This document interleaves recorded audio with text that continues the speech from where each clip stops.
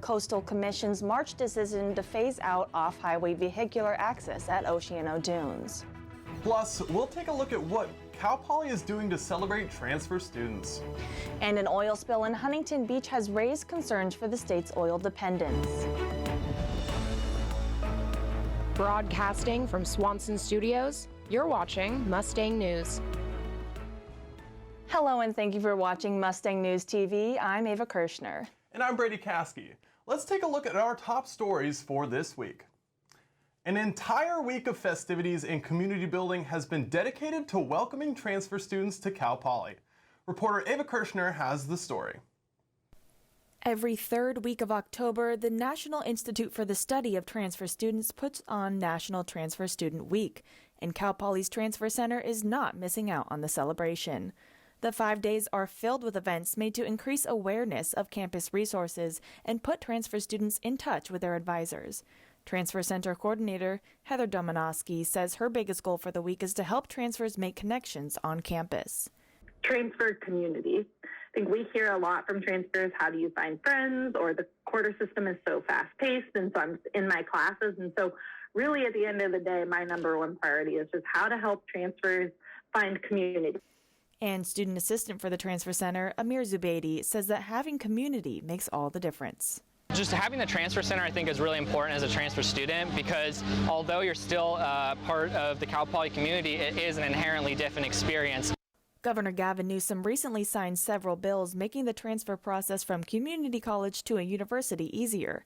And with Cal Poly moving to the semester system, that process is becoming less challenging, according to Transfer Center Coordinator Heather Domanowski. And we hear that that's one of the biggest stressors for transfers is the adjusting to the quarter system. So the thought of not having to navigate that when you're adjusting to upper division courses, adjusting to a new campus, adjusting to living in the SLO area, like that to me, it was the best news for transfers in that, National Transfer Student Week lasted from October 18th through October 22nd.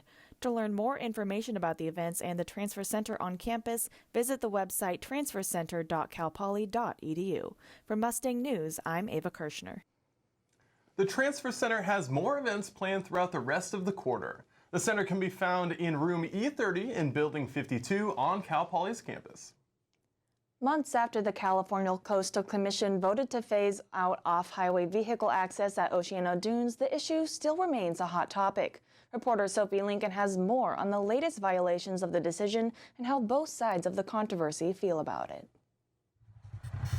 Earlier this month, California state parks violated the March 18th decision by removing the southern exclosure fencing at the state park, which was intended to permanently restrict vehicular access in that area in order to provide a safe and enclosed habitat for the federally threatened snowy plover. The Coastal Commission quickly addressed the issue in a letter to state parks on October 15th, and the fencing has since been replaced. Meanwhile, on the other side, OHV enthusiasts are still attempting to reverse the March 18th decision.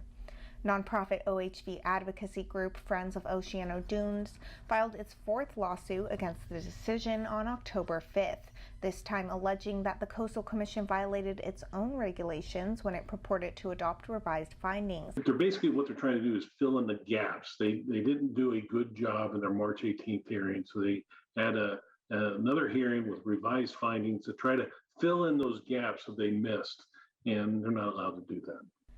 With the constant back and forth between environmental activists and OHV enthusiasts, Sudi says it is hard to imagine the issue resolving itself anytime soon.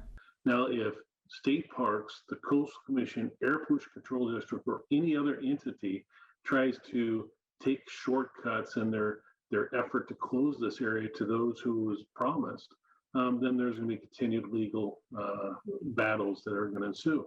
For Mustang News TV, I'm Sophie Lincoln. According to Public Information Officer for the California Coastal Commission, the agency is unable to comment on the ongoing litigation. More information about the March 18th decision to phase out off-highway vehicle use is available online at coastal.ca.gov/oceano-dunes. After the break, we'll take a look at the wonderful world of weather. We'll be right back. What do you think you're doing, Kevin? Was just gonna drive home.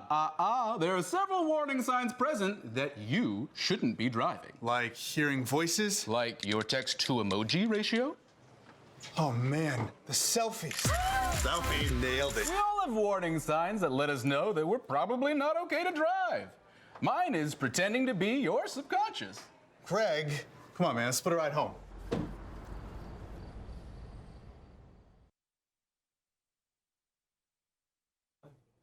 Hit play. Mrs. and Mrs. Jimmy at the debut. I came from 5 generations of teachers.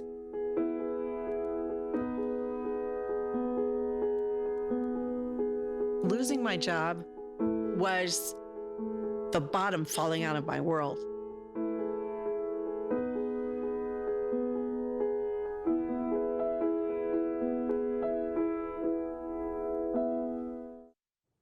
A burst oil pipeline off the coast of Huntington Beach could have devastating impacts on California marine wildlife.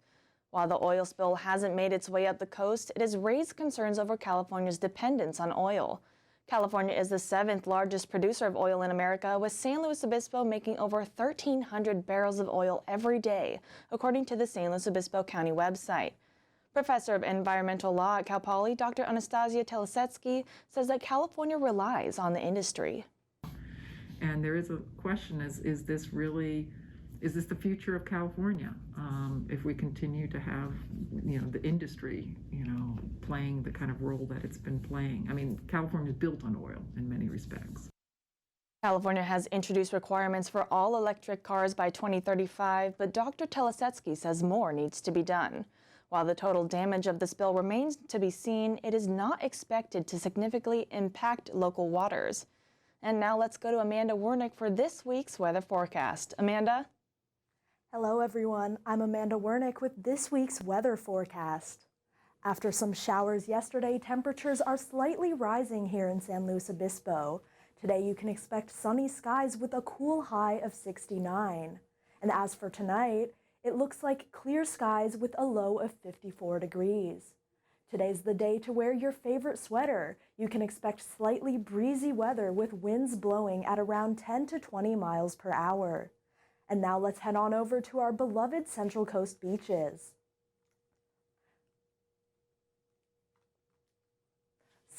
Starting from the top, Cayucos will see a high of 66 degrees and a low of 52. Morro Bay looks like it will be a bit on the cooler side, with highs in the low 60s and lows in the low 50s. Now, Avila, Pismo Beach, and Oceano look like the ideal beaches you want to be at today, with temperatures in the upper 60s and mid-50s. Now let's go to our 5-day forecast. For Wednesday, expect beautiful sunny skies throughout the day, with a high of 76 degrees and a low of 56. On Thursdays, temperatures will be warming up, with a high of 85 and a low of 53 degrees. And now moving on to Friday, expect another sunny day with highs in the high 70s and lows in the low 50s. Now let's take a look at the weekend. Things are going to cool down for this Halloween weekend. On Saturday and Sunday, you will see partially cloudy skies in the high 60s and lows in the high 40s to low 50s. That's all for your weather forecast. Back to you, Ava and Brady. Thanks, Amanda. Sweater weather is upon us, and I couldn't be happier. Coming up, we'll be taking a look at the return of one of the biggest multicultural events of the year, right after the break. Hey, Bobo, do trees tell each other stories? I'm sorry. I'm afraid I don't know that. Hey, why don't we go find out? Listen. Can birds draw pictures? I don't have an answer for that. Dad, do stars visit their friends? Look!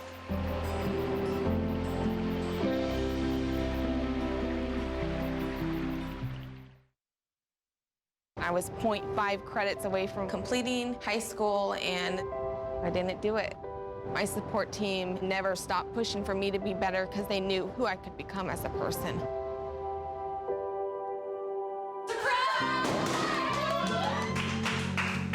I've been given an opportunity, and I'm just thankful for it.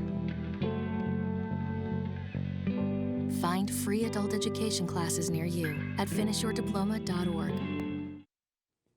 This past weekend, the Multicultural Center hosted their first Culture Fest since 2019. Reporter Angeliki Harris has the story. This past Saturday, October 23rd, Cal Poly's University Union was bustling with people attending the 24th Annual Culture Fest, with this year's theme being Rooted in Culture. This event is an opportunity for students belonging to minority cultures to celebrate and share their heritage with others. There were 38 booths representing different cultural clubs and communities, and each sold a signature food or drink to educate attendees about their local cuisine. We are selling vegetarian chow mein, so it's called chow mein for $4. We can have add-ons, fried egg for $1, spam for $1, and we also are selling cream soda for a single $1. We are the Chinese Students Association, so we're representing Chinese culture. Food and culture weren't the only attractions at the event. Singer and activist Madam Gandhi performed as the headliner. There were also musical and dance shows from groups within the local community. Some of the booths, including the Multicultural Center, were even selling merchandise. Capriel, the student ambassador for the Multicultural Center, and Andrew, the student assistant for the Multicultural Center, helped run this year's festivities and gave their thoughts on the importance of this event. It's such a unique space in that, like, you find people that are challenging you in your identities and also, like, more willing to have conversations about those things. Yeah. Because often, like, on this campus, you don't find that. There are a lot of people, like, within our centers and that, like, understand me without having to, like, explain exactly, like, what's going on. And so that's, like, why that became my home. To learn more about the Multicultural Center and their events, visit their Instagram page at Cal Poly MCC. For Mustang News, I'm Angeliki Harris. If you'd like to get involved with events like this, as well as other cultural opportunities, visit the Multicultural Center at the UU Plaza in room 111F. Students living in Mustang Village find themselves walking back in the dark. Reporter Jenny Lee has the story on how that is changing due to an act of kindness. On the sunny days of walking to school follows walking back home in the dark. Cal Poly students find themselves walking back off campus with not much to see, especially on the frequently used pathway that connects the apartment complex Mustang Village and the campus. This was until lights had suddenly appeared on the pathway that most students and parents worry over. Morgan Bowen, the director of Institute of Religion, a student center that is owned by the Church of Jesus Christ of Latter-day Saints, is behind the installment of the lights. I just want safety. I want everyone to feel comfortable and safe walking by here and through here, and I don't want anybody threatened, which is what I witnessed from one individual. And and obviously things going on campus now are unnerving for everybody. So I think it's really important to do our part and make it a safe area. With the lights installed, students have already felt a difference when walking back in the dark. I definitely think that adding more lights and trying to kind of shrink down the amount of like dark areas will make other students feel safer. I definitely think that walking in the light is way safer and less risky than walking in like the shadows where who knows what could happen to you. With Cal Poly's multiple pathways that leads off campus, there comes dark walks from other areas that students still have to take. Hopefully we'll get more lighting on the campus too. That'll be a good thing. But for us and what we're going to do the best we can and make this as safe as we possibly can. For Mustang News, I'm Jenny Lee. Well, folks, that's the end of our broadcast for today. Thank you so much for joining us. I'm Brady Caskey. And I'm Ava Kirshner. Have a great rest of your day.